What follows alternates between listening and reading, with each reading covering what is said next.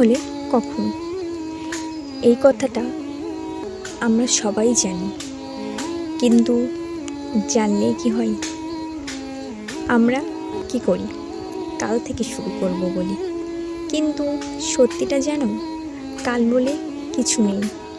এই ভিডিওটা শেষ পর্যন্ত দেখো, কারণ আজ আমি এমন 5টা কথা বলবো যেগুলো মানলে তোমার মাইন্ডসেট বদলাতে বাধ্য। আমাদের সমস্যাটা কি জানো? আমরা স্বপ্ন দেখি বড়, কিন্তু কাজ করি ছোট। আমরা চাই সফল হতে, টাকা আর্ন করতে, নিজের পরিচয় বানাতে, কিন্তু যখন কাজ করার সময় আসে তখন এক্সকিউজ তৈরি হয়। সময় নেই, মন ভালো না, আজ না, কাল করব।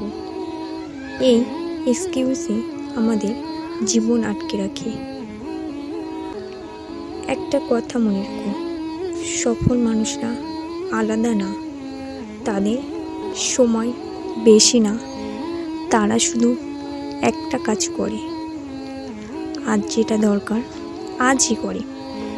মোটিভেশন আসার অপেক্ষা করে না, মুড ঠিক হওয়ার অপেক্ষা করে না। তারা জানে কাজ করলেই মোটিভেশন আসে, মোটিভেশন এলে কাজ হয় না। প্রথম কথা, ছোট করে শুরু কর। সবাই ভাবে আমি পারফেক্ট না হলে শুরু করব না, কিন্তু পারফেক্ট কেউই হয় না। 10 মিনিট কাজ করো, একটা স্টেপ নাও, ছোট্ট হলেও চলবে, কিন্তু থামা চলবে না। দ্বিতীয় কথা, কনসিস্টেন্সি ইজ এভরিথিং। একদিন কাজ করে 10 দিন গায়েব হলে কিছুই হবে না। দিনে একবার করো, কিন্তু রোজ করো। মনে রেখো, slow progress is better than no progress. দ্বিতীয় কথা, লোকের কথা ইগনোর করো। তুমি শুরু করলে কেউ হাসবে, কেউ বলবে এটা হবে না, কিন্তু আশ্চর্যের বিষয় কি জানো? তারা নিজেরাও কিছু করছে না।